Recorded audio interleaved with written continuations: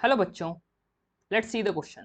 The question says the direction of DNA replication is option number 1 from 5 dash end towards 3 dash end, option number 2 from 3 dash end towards 5 dash end, option number 3 amino terminus to carboxy terminus, option number 4 carboxy terminus to amino terminus. The key concept of this question is direction of DNA replication.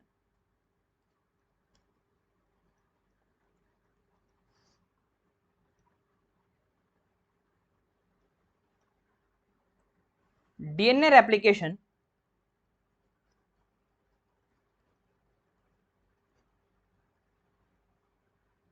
occurs by DNA polymerase enzyme.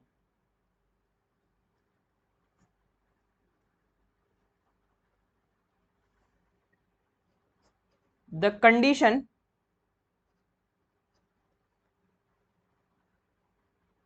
which is followed by DNA polymerase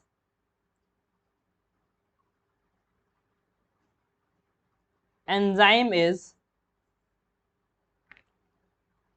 it replicates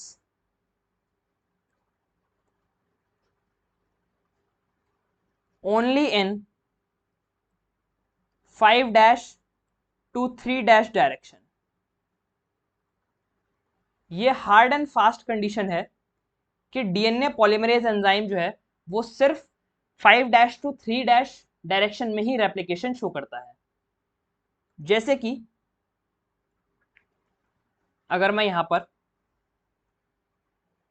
एक DNA molecule draw करूं जिसके 2 strands हैं और इसके अंदर replication हो रही है,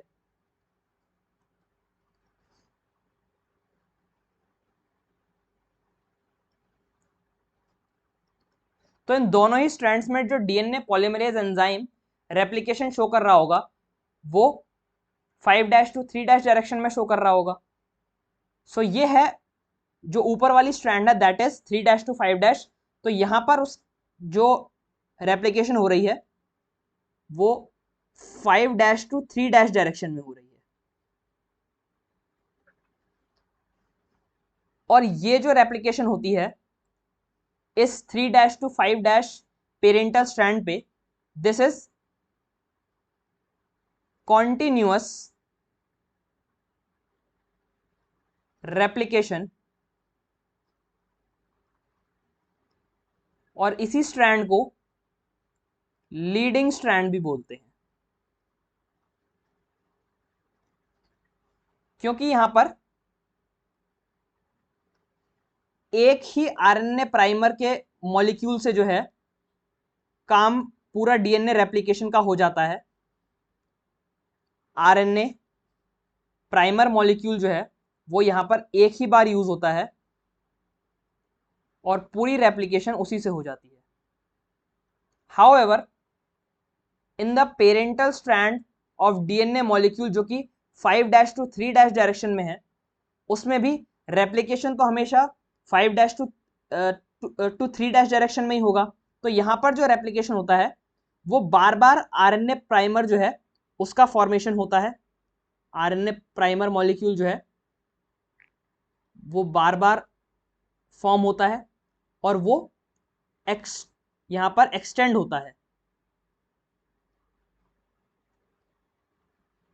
जैसे ये फर्स्ट आरएनए प्राइमर मॉलिक्यूल, इसने यहां पर जितनी एक्सटेंशन करनी थी वो कर दी. उसके बाद दूसरा आरएनए प्राइमर मॉलिक्यूल वो यहां पर एक्सटेंशन करेगा. फिर third RNA primer molecule attach होगा, वो एक्सटेंशन करेगा. Fourth RNA primer molecule attach होगा, वो यहां पर एक्सटेंशन करेगा. और at the last RNA primer molecules जो है वो हट जाते हैं और डीएनए लाइगेज से इन ये जो फ्रेगमेंट्स बन रहे हैं दीज आर ओकाजाकी फ्रेगमेंट्स. ये ओकाजाकी फ्रेगमेंट्स लेटर जो है डीएनए लाइगेज की हेल्प से जो है वो ज्वाइन हो जाते हैं और पूरी स्ट्रैंड बन जाती है। इसीलिए इस स्ट्रैंड को, इस स्ट्रैंड की जो रेप्लिकेशन है उसको डिसकंटिन्यूअस रेप्लिकेशन भी कहा जाता है, और इस स्ट्रैंड को लैगिंग स्ट्रैंड भी कहा जाता है।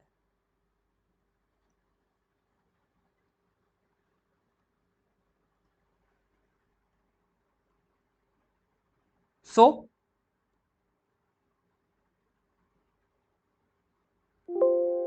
जो फर्स्ट ऑप्शन है वो यहां पर करेक्ट है। Second option from 3' end towards 5' end, ये इनकरेक्ट हो जाएगा, ये डीएनए पॉलीमरेज की कंडीशन नहीं है। Amino terminus to carboxy terminus और carboxy terminus to amino terminus, ये दोनों ही टर्म्स जो हैं वो इनकरेक्ट हैं कहने में। Hence our correct option is option number 1 from 5' end towards 3' end. Hope you understood it well.